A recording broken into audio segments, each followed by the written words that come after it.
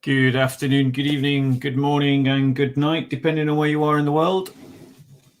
I wanted to do a brief talk and response video to something that I've seen on YouTube with regards to Kachin Christians in Burma and the Kachin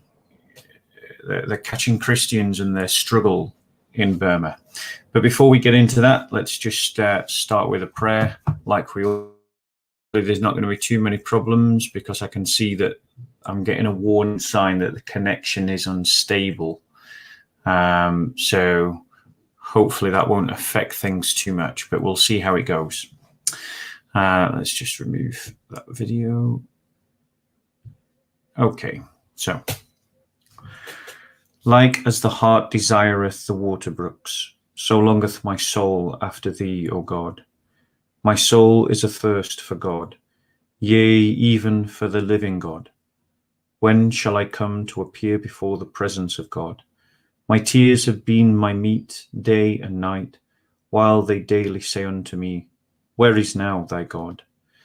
Now when I think thereupon, I pour out my heart by myself. For I went with the multitude and brought them forth into the house of God, in the voice of praise and thanksgiving, among such as keep holy day. Why art thou so full of heaviness, O my soul, and why art thou so disquieted within me? Put thy trust in God, for I will yet give them thanks for the help of his countenance. For my God, my soul is vexed within me. Therefore will I read concerning the land of Jordan and the little hill of Hermon. One deep calleth another because of the noise of the water pipes. All thy waves and the storms are gone over me. The Lord hath granted loving kindness in the daytime and in the night season.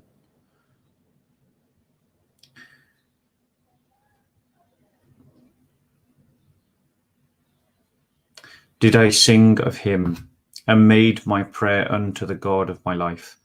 I will say unto the God of my strength, Hast thou forgotten me? Why go I thus heavily, while the enemy oppresseth me? My bones are smitten asunder as with a sword. Enemies that trouble me cast me in the teeth. Namely, say daily unto me, Where is now thy God? Why art thou so vexed, O my soul, and why art thou so disquieted within me? O put thy trust in God, for I will yet thank him, which is the help of my countenance and my God. This is the word of the Lord. Thanks be to God.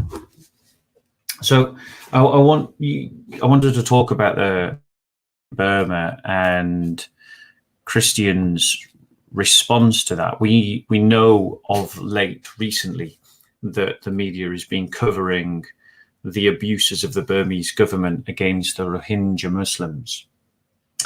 And this strikes out at a kind of hypocrisy and duplicity within liberal media types, because they're talking about what's happening in Burma almost like it's something new, something that has erupted onto the world stage, and that now we should be dealing with the abuses of the Myammar government, which has recently undergone military, not for the first time, but a military coup and the overthrow of a democratically elected government, as well as that darling of the liberal left turned villain, Aung San Suu Kyi.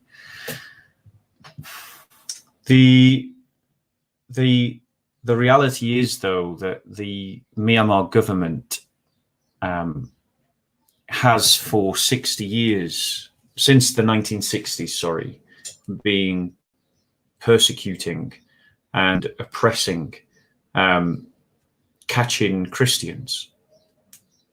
Now, you may ask, who are the Kachin? So let me give you just a little bit of an introduction, which is by no means extensive, just to give you a flavor of who they are. The Kachin live in the north part of Myanmar. Their lands, a bit like Kurdistan, are split into 3 different states: Burma, India, and China. It's hard to get a grasp of just how many Kachin there are. There's somewhere between 500,000 to 1.5 million Kachin. They're called Kachin, means red sock, but that's not the name that they call themselves. The name that they call themselves is the Jingpos, which simply means humans. They are an ethnic group that is divided into 6 tribes. And since the arrival of American missionaries in the early part of the 19th century, 90% of them have become Christian.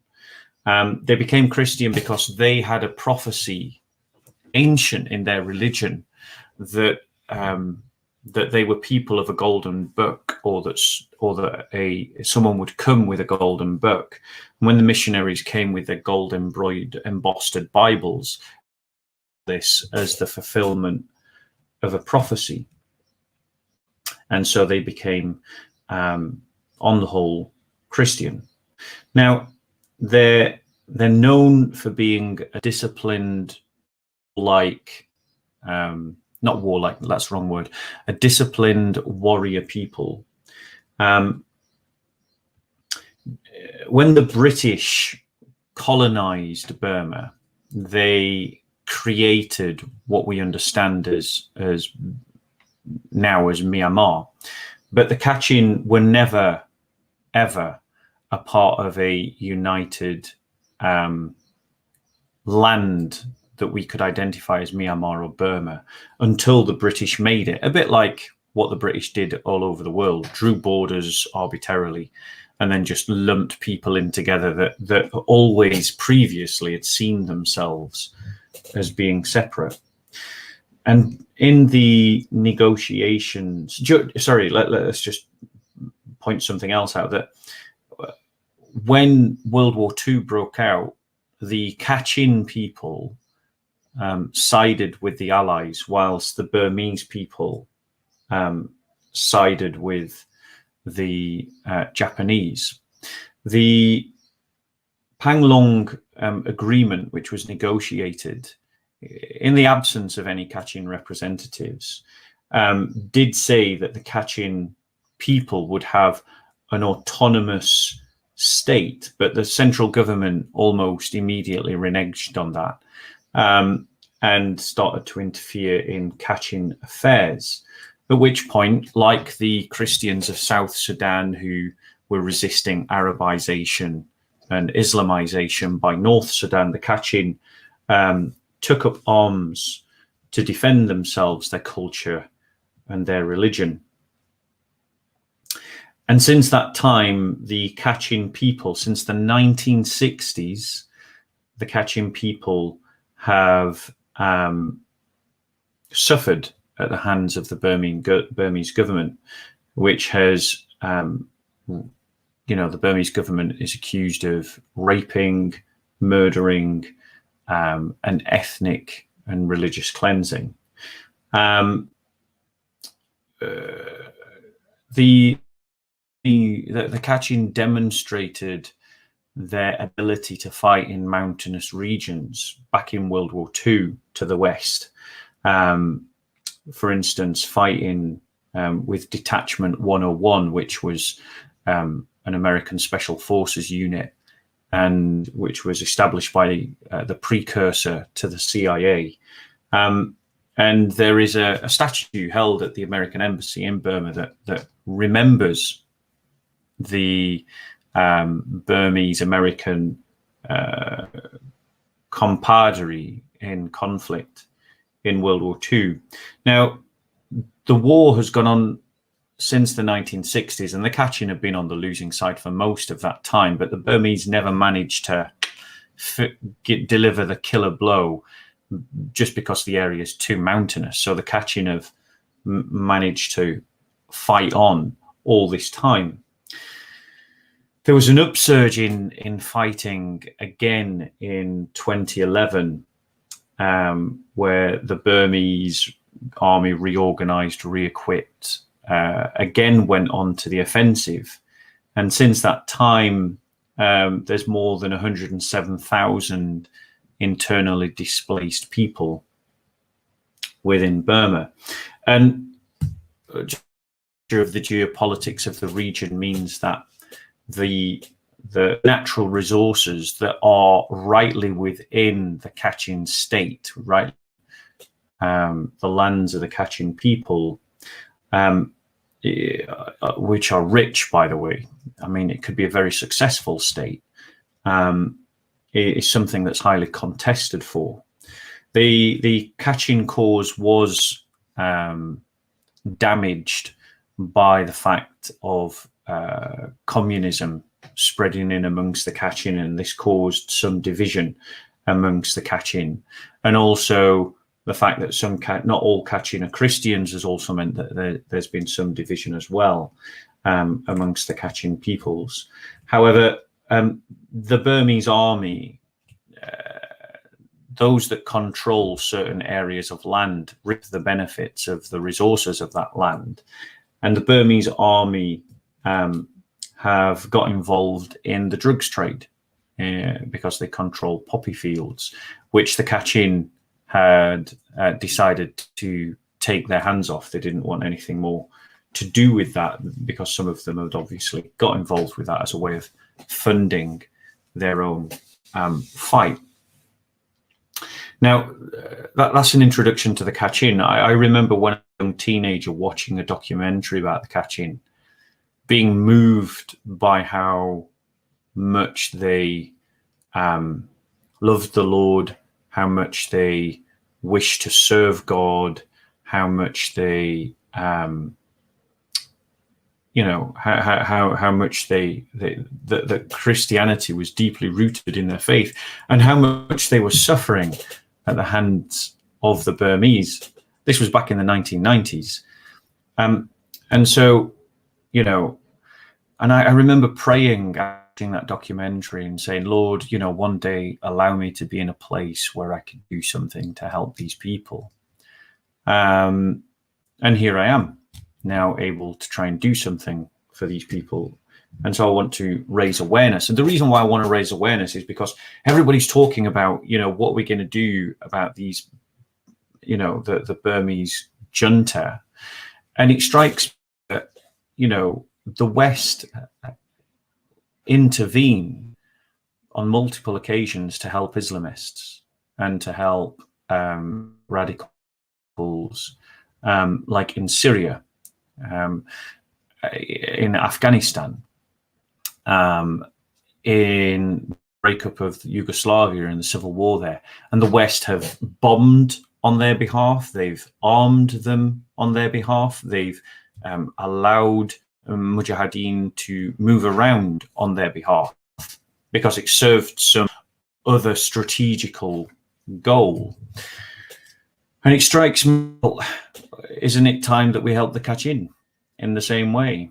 Isn't it that we impose a no-fly zone over Kachin territory so that Burmese attack helicopters can't launch rockets from the skies, just like we did in Iraq to defend the Kurds? Isn't it time that we with materials and weapons and resources. So, and by the West, I mean Western governments, or not just Western governments, any Christian government that cares about Christian solidarity could supply them with weapons to help in their fight, because we need you need ground forces on the ground that are capable of defeating the Burmese military to support the Burmese democratic movement and to liberate Burma, Myammar, from this military junta. And the Kachin people are the people on the ground with the experience, with the ability to do exactly that. With a popular uprising across Burma and a solidified, strong military opponent, the military government of Burma would collapse. And the Kachin wouldn't be interested in conquering territory. They're an independent state to call their own. And I think that that is a prize worth giving to them if, as part of the deal, they bequeathed a return to civilian government in the rest of Myanmar. And so I'm really making the case for the intervention of legitimate governments in the support of the Kachin people and their struggle. I just want to share a video with you to kind of bring home my point. Let's just have a look. Okay.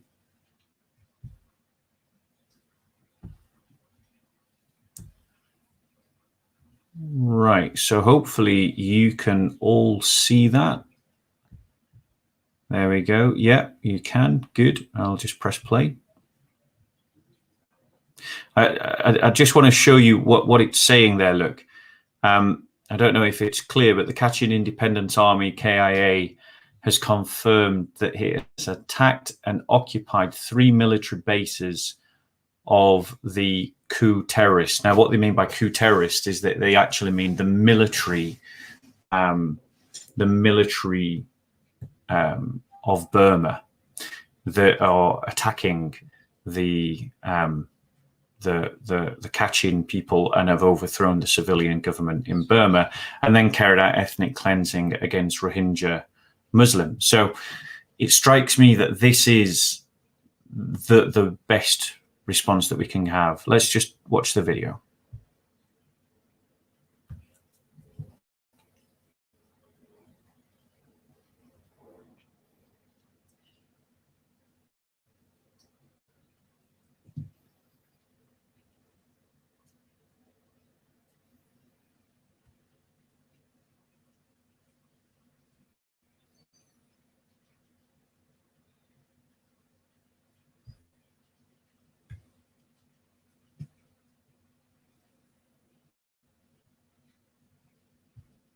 What you're seeing there, guys, look at the posture that these people have taken.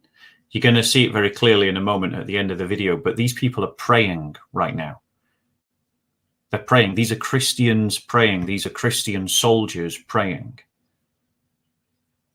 You know, these are not violent jihadis who want to conquer land.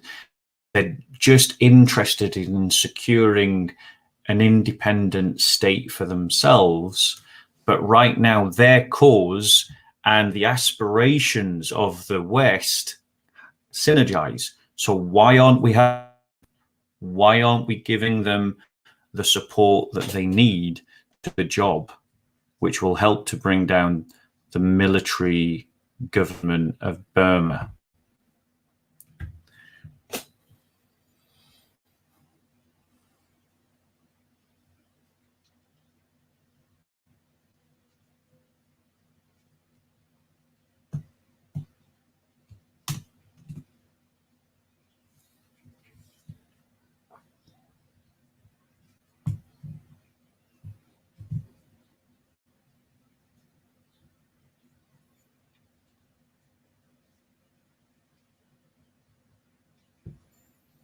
And this is the cost, guys, of allowing the Burmese military to continue unchecked, is its continuing targeting of civilians.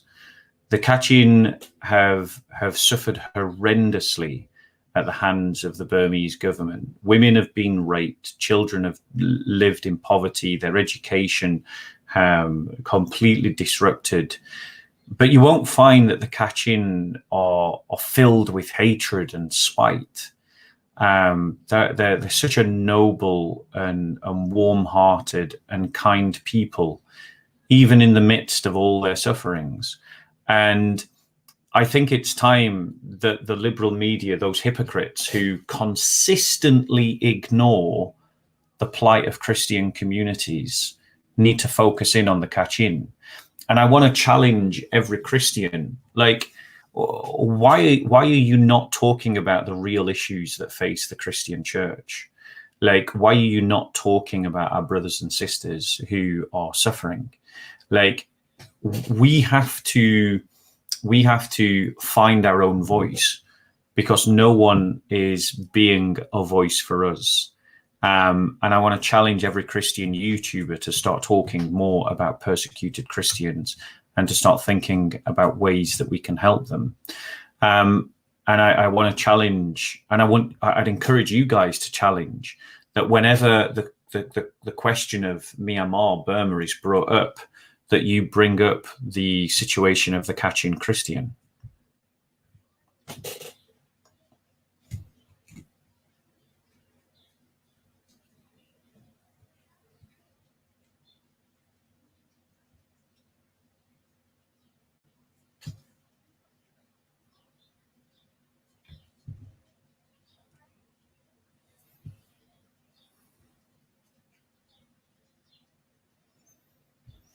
And this, guys, is an example to us, a muscular Christianity, that spirituality, that Christian spirituality doesn't mean being a doormat. These people are not doormats. They're a noble, honorable people who are simply trying to defend themselves against the violences of a military dictatorship in Myanmar. But here they are praying before they go into battle against this violent military junta. And this is the army on the ground that you need to overthrow that military junta. And since the aspiration of the West is obviously to see the end of the military junta, and we have intervened in other parts of the world, so why can't we do it here? Why can't we do it for the Kachin? And more to the point, it doesn't just have to be the West. Russia pretends that it's the defender of the Christian world. Hungary really is concerned about persecuted Christians. Latin America is full of countries that would call themselves Christian. Poland calls itself Christian. It doesn't have to be the West. There are other governments in the world that could be helping the Kachin. And I think it's time that wherever you are in the world, you start to raise this issue. Okay. So let me just close down a few apps, because I'm getting a sign that I am running low on battery. So I've got too many things running. So I just need to shut some stuff down. Try and help my computer. Okay. So hopefully this has all been recorded well. Let's continue.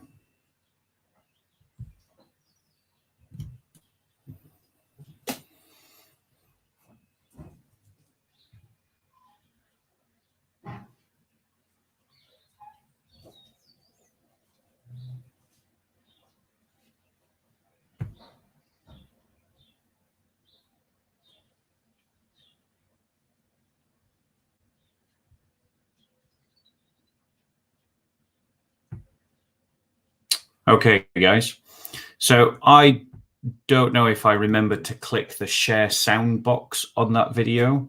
In fact, I don't think I did. So chances are that was silent to you. But at the end of the video, they actually sing Amen. I'll put the video in the description box. But they actually sing Amen. These are Christians praying. And as Christians, we owe them our support. So in as far as you can, in whatever way is legal, I encourage you to lend your support to this noble people. At the very least, speak up for them if you can't do anything else. But organize yourselves to do more. The birth of a more confident, more united Christian church that has solidarity with one another is only going to come when we on the ground start to organize ourselves, rather than just thinking that everything that we need to do needs to be through these well-established organizations, which are doing good work, but are not actually properly resolving the problems that the church faces. We need new kinds of organization, and we need better leadership, because tell me, where are your leaders talking about persecuted Christians? Why aren't they organizing you to help persecuted Christians? Anyway, I will leave that thought with you guys. God bless you, and I hope that you found this informative and a blessing. Take care.